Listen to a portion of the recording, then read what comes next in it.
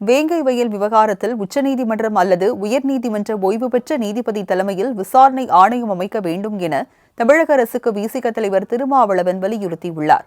இது தொடர்பாக முதலமைச்சர் மு.க.ஸ்டாலினை சந்தித்த பின் மாலை முரசு தொலைக்காட்சிக்கு அவர் அளித்த பிரத்யேக பேட்டியை தற்போது பார்க்கலாம். இன்றைக்கு நாங்கள் வைத்திருக்கிற கோரிக்கை சிபிஐ விசாரணை அல்ல. நாங்கள் வைத்திருக்கிற கோரிக்கை சிபிசிஐடி கொடுத்திருக்கிற இந்த குற்றப்பத்திரிகை இறுதியானது என்ற முடிவுக்கு வர வேண்டாம். தமிழ்நாடு அரசு இதிலே தலையிட வேண்டும்.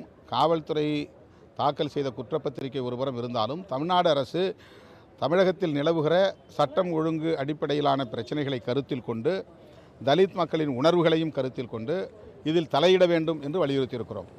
ஒட்டுமொத்தமாக தலித் மக்களிடையே இது எப்படி பாதிக்கப்பட்ட மக்கள் மீதே குற்றம் சுமத்தலாம் என்கிற பொதுவான கருத்து மேலோங்கி இருக்கிறது. இதை புறந்தள்ளிவிட முடியாது.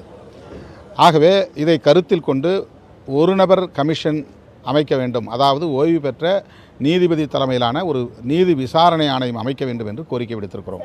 தமிழ்நாட்டில் திமுக தலைமையிலான கூட்டணி வலுவாக இருக்கிறது, ஒருங்கிணைந்து செயல்படுகிறது. ஆகவே தொடர்ந்து அடுத்தடுத்து மக்கள் இந்த வெற்றி வாய்ப்பை தருகிறார்கள். டெல்லியிலே அந்த ஒற்றுமை இல்லை என்பதை இந்த தேர்தல் முடிவு நமக்கு உணர்த்தி இருக்கிறது. இனி வருங்காலங்களிலாவது காங்கிரஸ் பொறுப்புணர்வோடு எல்லா மாநில கட்சிகளையும் அரவணைத்து இயங்க வேண்டும் என்ற வேண்டுகோளை நான் முன்வைக்கிறேன்.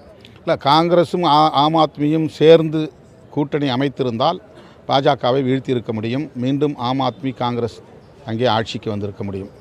அந்த புள்ளி விவரங்கள் அடிப்படையிலான ஆய்வுகள் நமக்கு அதை உணர்த்துகின்றன.